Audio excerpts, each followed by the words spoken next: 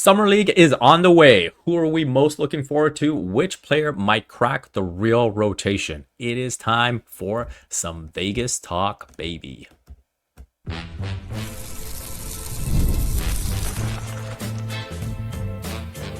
You are Locked On Raptors, your daily Toronto Raptors podcast, part of the Locked On Podcast Network. Your team every day. It's your favorite part of the day. Thanks for making Locked On Raptors your first listen every day. I'm Vivek Jacob. I've been covering the Toronto Raptors for 8 seasons across several outlets. You can follow Locked On Raptors on X, Instagram, and YouTube. And be sure to check out the Locked On Raptors Discord, where you can talk all things basketball, but especially the Raptors. Today's episode is brought to you by FanDuel. Right now, new customers can get $150 in bonus bets when your first $5 bet hits.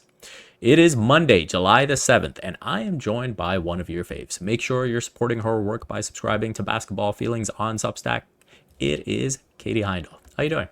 I'm doing well. I'm getting ready for Vegas. I'm like trying to pre-hydrate.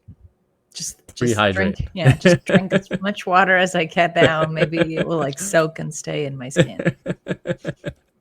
You gotta do that. So the Raptors put out their Summer League roster. We are going to get into that. We are going to get into some listener questions about who we think, might have a case to do well here and maybe crack the rotation down the line, the real rotation. And to finish up, it is Masai Ujiri's birthday. So we are going to talk a little bit of Masai as the Raptors still try to figure out who their next president will be. But to start us off, 16-man roster will be coached by James Wade.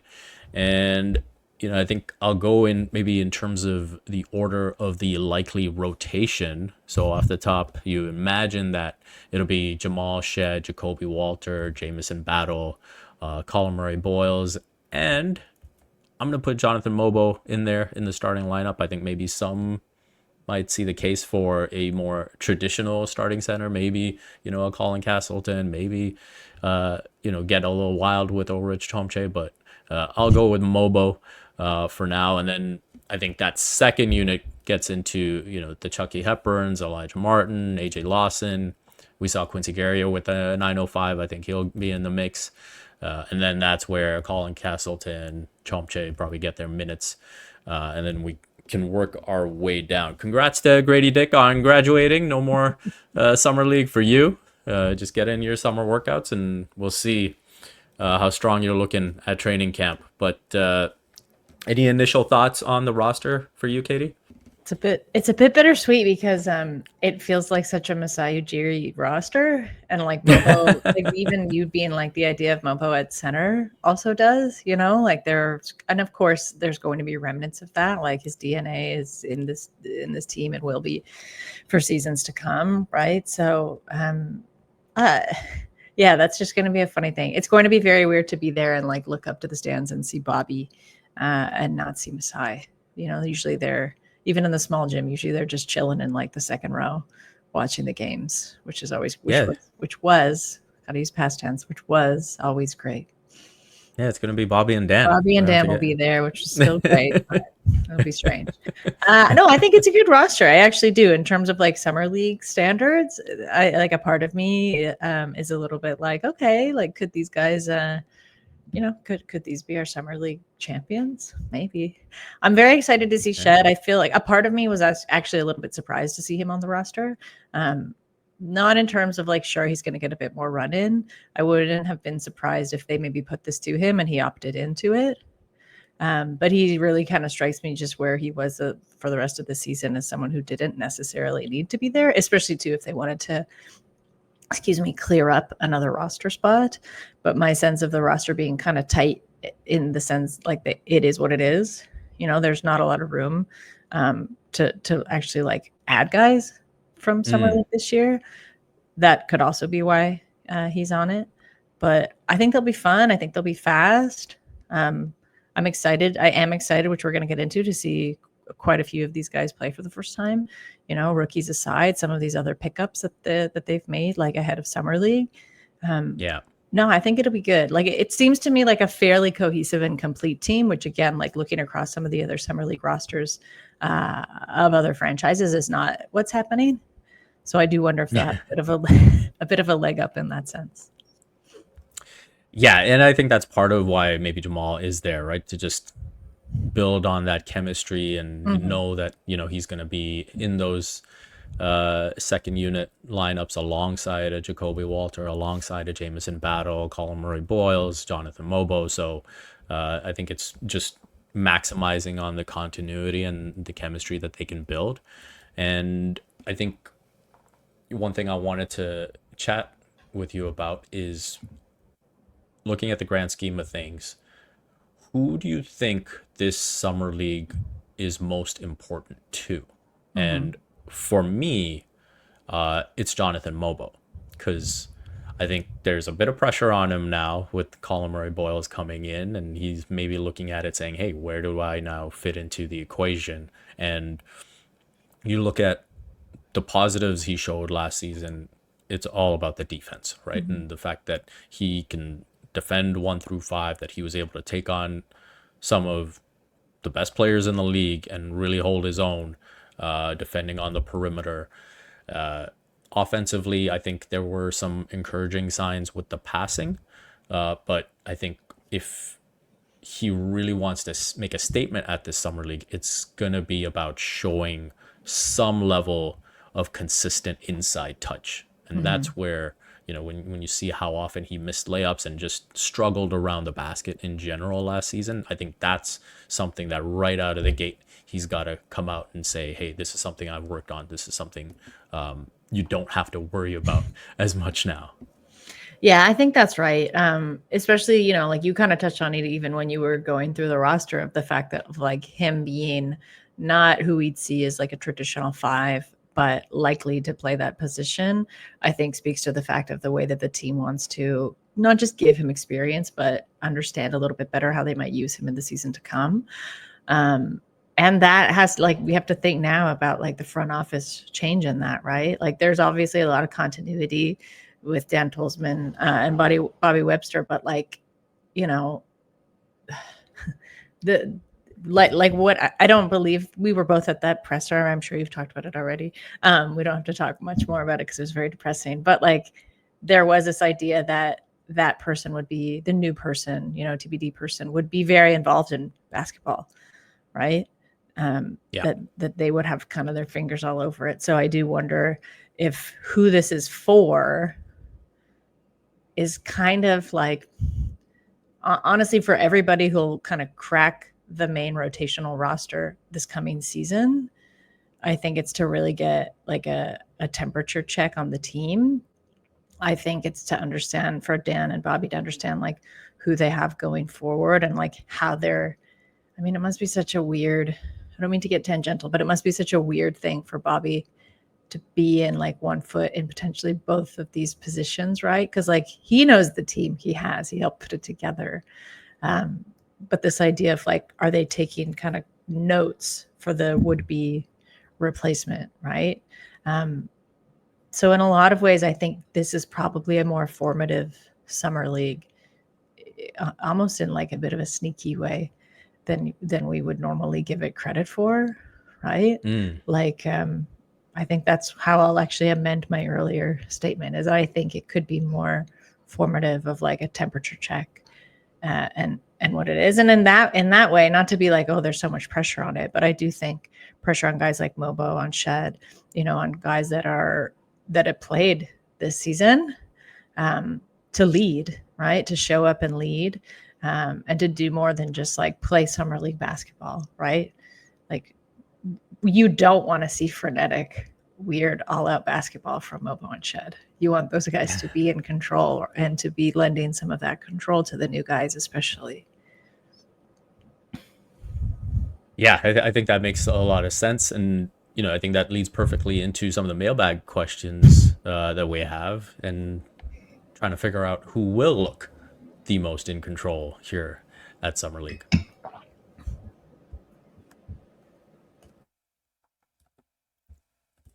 Summer sports are in full swing, and whether you're all about baseball under the lights, golf on the green, or high stakes soccer action, FanDuel is the best way to make every game even more exciting. You're already following the action. Why not make it a little bit more thrilling? With FanDuel, you can get in on the game while your friends are getting sunburned at the beach. Whether I'm placing a same game parlay or watching a bet ride into the ninth inning, because hey, you gotta be watching the Jays right now, FanDuel makes it feel like I'm part of the action.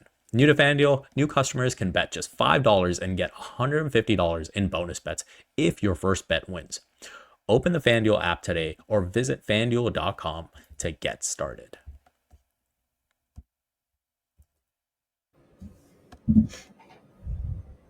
All right, Katie, we are back at it, and we are going to start off with a question from Locacious Drew from the Discord. Remember, if you want to get your questions in, you got to be in the Discord.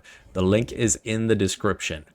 How well do you think the Raptors Summer League team will do, and which player are you most excited to watch?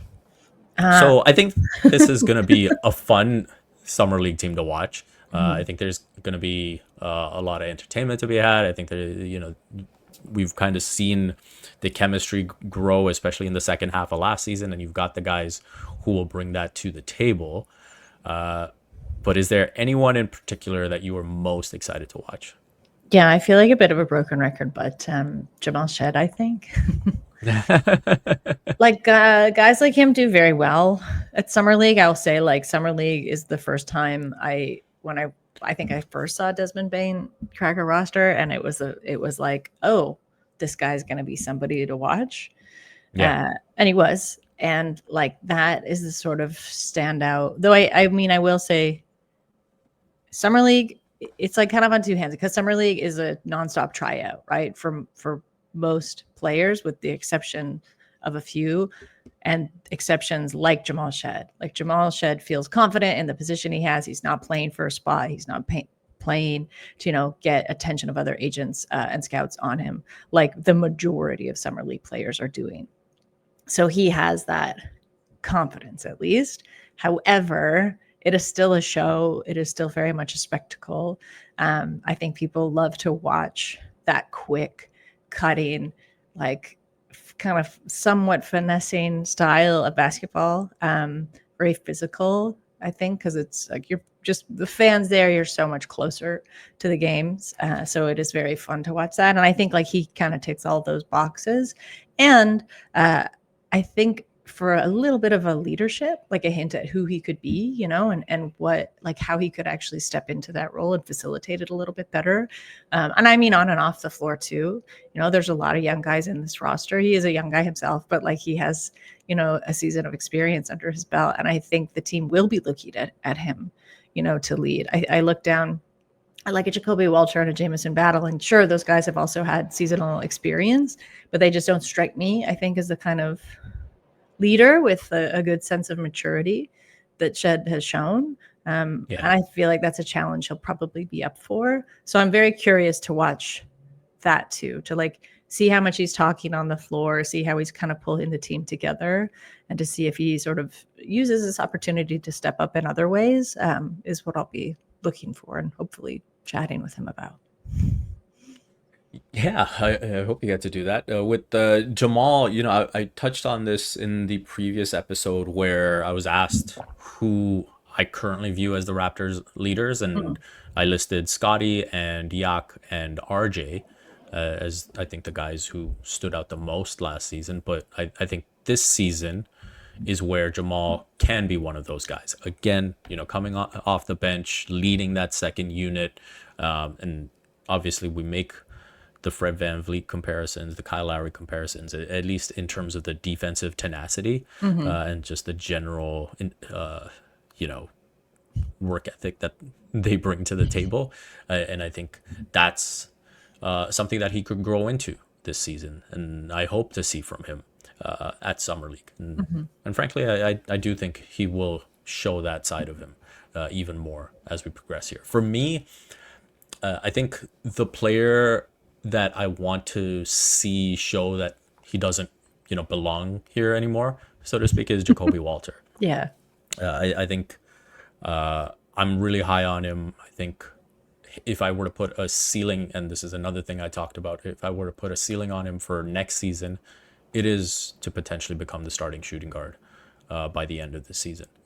So what does he have to come out and show? I think he's got to show a reliability in the shot.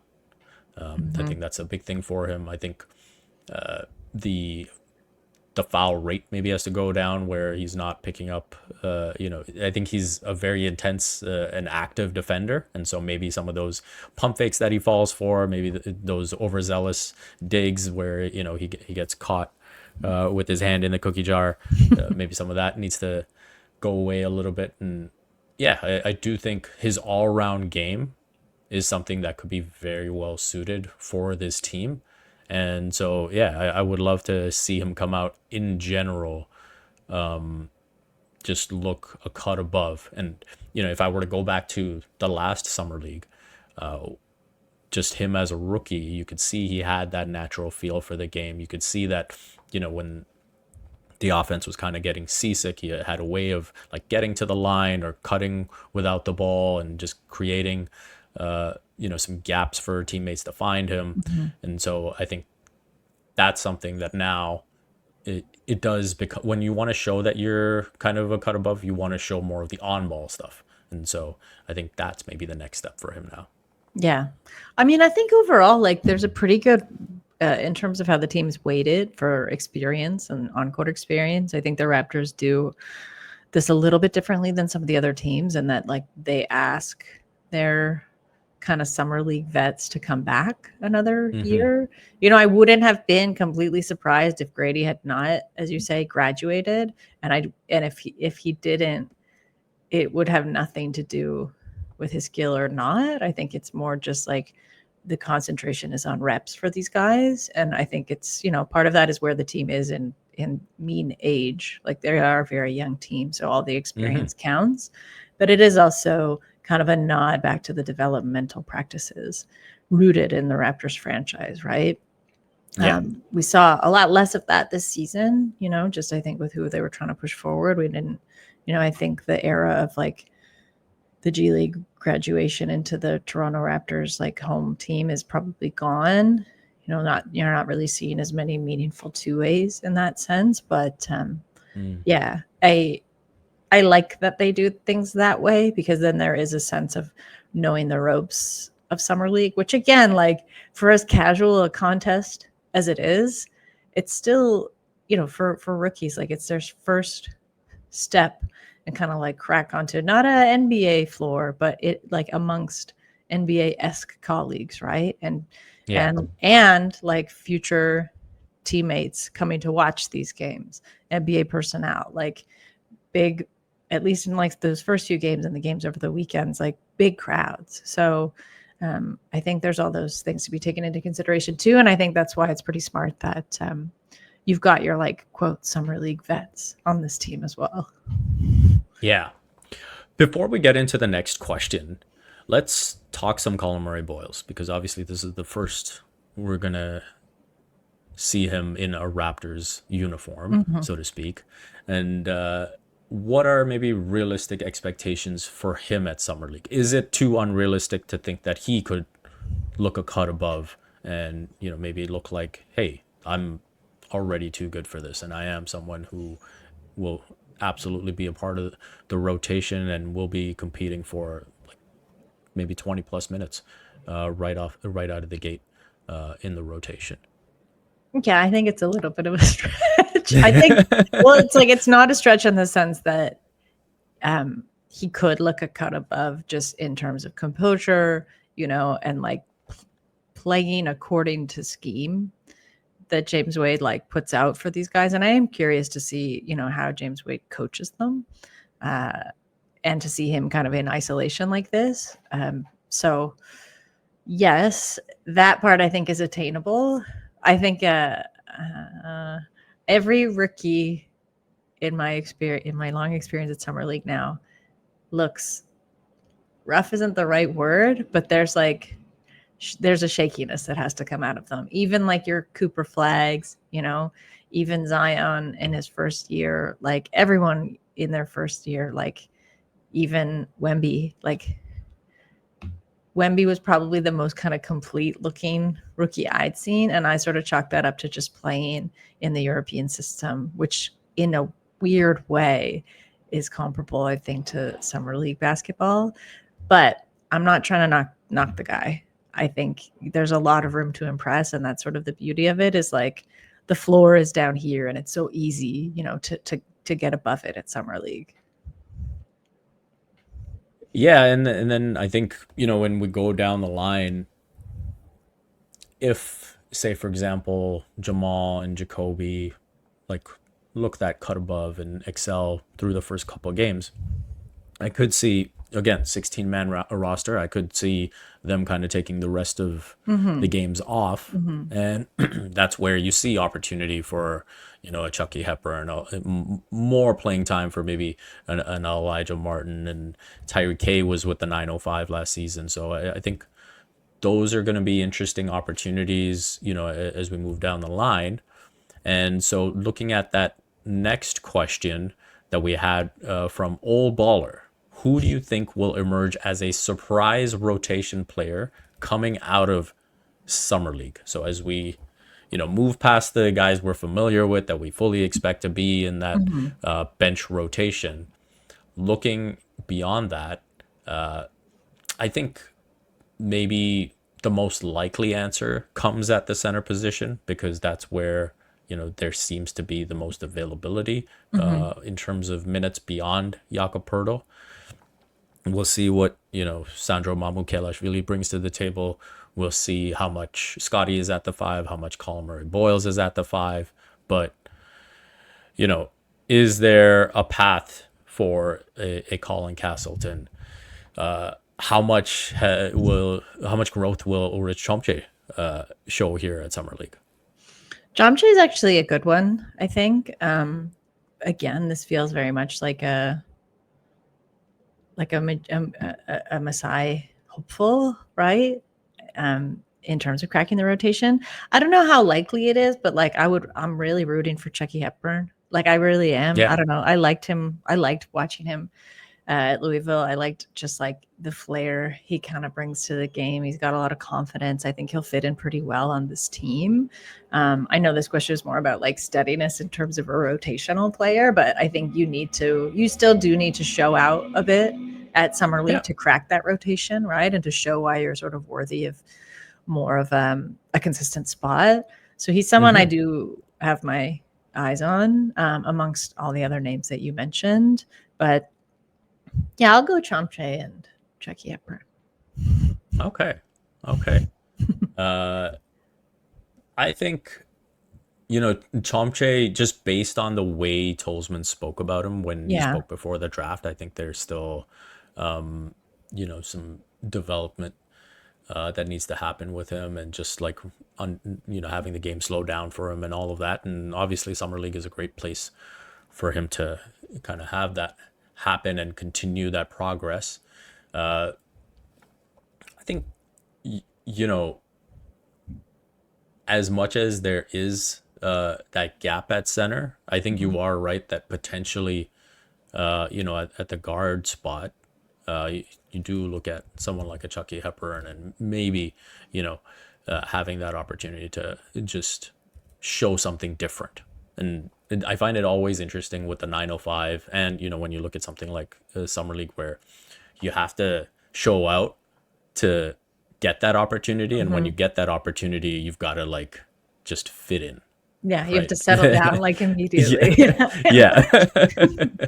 And just play a completely different role. So that part of it is always interesting. Anything else you want to touch on, Katie, before we get into our final segment? No, I think I'm just I don't know if I answered of how far this team can go. I know I teased when we started of is this a championship roster? Obviously huge grain of salt, but that is the thing about a Summer League, is that, just because Cooper Flagg is in the mix doesn't necessarily mean that that's the Mavs have the automatic championship team. And that always really does go out the window at Summer League. It's kind of anybody's title to win. And just how meaningful, you're going to have a pretty good sense of it in the first game, which is also a great thing. And maybe great or heartbreaking thing to know, but like it could be anyone's title. And I think the fact that like what things we talked about of just like this being such a good mix of like summer league vets, you know, a little bit of experience and guys like hoping to really prove something. I'm think James Wade will keep like a pretty steady hand, but also be a little bit advantageous, you know, with his roster, as you said, like a couple times he's got a really long roster to sort of play with. I wouldn't be surprised if they start doing well, if we see like maybe Shed sitting out for a couple quarters here and there, but also like keeping them in the mix, depending on how games look down the stretch. So I think it's going to be a pretty like fulsome opportunity to get a real sense of like everybody on this roster. I think everybody will get minutes, which is again kind of a beauty of a summer league game. So if you're like looking at anyone or sort of curious about anyone, it's a very good opportunity to get eyes on them for the first time. Yeah. And we're going to take a break from Summer League talk. We're going to get into some Masai talk to finish up.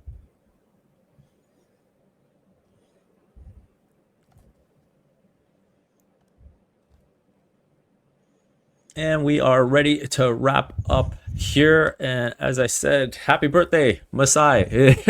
You know, we were still kind of reeling off the decision to move on from him. We saw him make his first public appearance on Good Morning America the other day. And as you'd expect, a very heartfelt conversation, not just about, you know, his time in Toronto, but also getting into the work he's going to be doing with Giants of Africa. He said, "Toronto, I love you," about 5 times. Look back on, you know, 12 great years with the team. And, you know, I thought it was interesting when he was asked about what's next. I thought there was, I sensed a bit of sadness there that maybe he didn't get to finish out his time in Toronto the way he would have liked. And I think, you know, he did say that all great things come to an end, and there was that acceptance of it. But I do also feel that, you know, that acceptance maybe came from recognizing that the vision he had and what he wanted to continue to build no longer aligned with what was above him. Yeah, I think it's like pretty bittersweet because you watch clips like that, and it's just like, oh yeah, he's personality plus, you know. And I wrote about this in my newsletter in Basketball Feelings, like after that presser we both were at last week, just because it was such a realization in real time of like, we talk about like the echoes of someone like Masai Ujiri not being at the helm, kind of affecting a team, obviously, you know, in their day-to-day operations, seasonal operations, the look and feel. But I think what we think about less is like the ripple effects of a person and personality like that, and like, you know, his character, like his wonderful, fulsome character being absent now, because that ripples out, I think, just in the character of the city, in fandom, in identity, you know, and like a lot of the ways that fans see themselves and kind of project those feelings like out into the world. Masai was an architect of that, and especially like in confidence and in allowing yourself to feel very confident. And I hope that stays, of course, like I hope that stays, and it is deep rooted enough to do it. But I think, you know, watching him on that show, like it's just all these little hits of like, oh yeah, it's real, you know, like the reality of it setting in again and again. I think there'll be a lot of blips like that and moments like that going into the next few seasons, not just next season, where you kind of realize, even if it is Bobby who steps in, but where you realize like the loss, right? And all the myriad ways that we're going to feel that loss moving forward. So, and, you know, to your point, I think there probably is a little bit of sadness. Like Masai has always been someone we've known to dictate the terms of engagement, right? And everything he does. So it must feel strange. And it is strange to watch someone like that not basically have the say of like when or how they leave, even if, again, like you could say you knew it was going in this direction. You could say, it always seemed like he wanted to be spending more time doing work with GOA or even in politics down the road, whatever.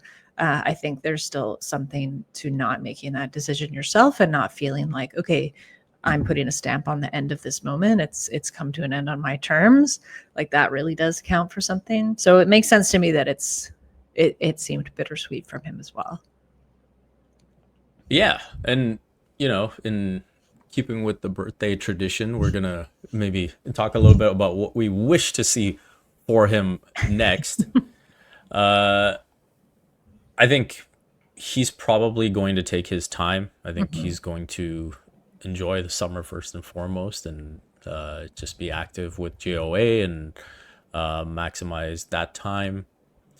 But I do anticipate him wanting to come back to the NBA and wanting to win a championship with another team. I think that he's talked a couple of times about the bittersweetness of winning that first title and the way he was discriminated against and how that kind of took away from the enjoyment of it, and also the stress of Kawhi and trying to figure out a way to get him to stay, and so that's probably the biggest thing I wish for him, is to get that opportunity to win a title and to be able to enjoy it and celebrate it the way he would have hoped the first time.